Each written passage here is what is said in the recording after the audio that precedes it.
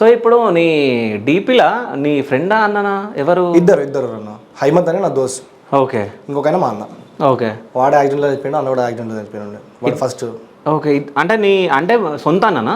ఆయన మా సొంతం అన్న. ఓకే. ఎట్లా చచ్చిపోయిండు? యాక్సిడెంట్లో. ఫ్రెండ్ యాక్సిడెంట్లో లారీని గుద్దినాడు ఆయన కూడా. ఓకే. అంటే ఆయన ఎట్లా చనిపోయిండు ఫ్రెండ్? 2018లో వాడు చనిపోయాడు. కాదు, ఏం చూసుకున్నావు ఇట్లా? అంటే వాడు చచ్చిపోయినప్పుడు నేను టాటూ వేసుకున్నాను అన్నట. ఏది చూపి. హైమద్ అదే?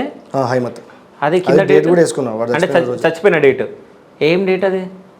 అది వచ్చేసి 21 ఏప్రిల్ 2018. ఓకే.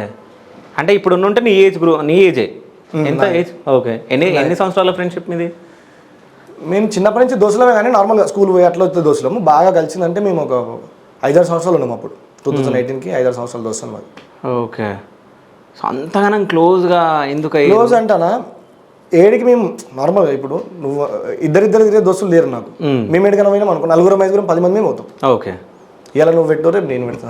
ఇలా రేపు ఎవరు కాదు అన్న నా దోస్తులు అందరు పని చేసుకుంటారు, టైంని బట్టి పెడతాడు అట్లా. వాడిని 10,000 ఉండే వానికి ఆ టైంలో. చిన్న యాక్సిడెంట్ అయ్యి నైట్ 8కి పోయి వస్తుంటే లారీని గుద్దుకొని చనిపోయాడు. ఓకే. అంటే గుర్తుండాలని చెప్పేసి నువ్వు టాటూ వేసుకున్నాను. సరే, చనిపోయిన తర్వాత ఎప్పుడన్నా బాధ అనిపించిందా? అంటే ఉంటే బాగుండు, లేకుంటే కళలకు రావడం కానీ ఇట్లాంటివి ఏమన్నా? కళ కాదు కానీ వాళ్ళ చెల్లె పెళ్ళి అయినప్పుడు అనిపించింది. వాళ్ళు బాధపడుతున్నారు. నేను డైలీ వాళ్ళ ఇంటికి పోతుండే, ఇప్పుడు ఈ మధ్యలో పోతలేను. డైలీ వాళ్ళ ఇంటికి పోతుండే. అప్పుడు ఆమె ఇద్దరు చెల్లెలు వానికి పెళ్ళి అయ్యే స్టేజ్ ఆమెది.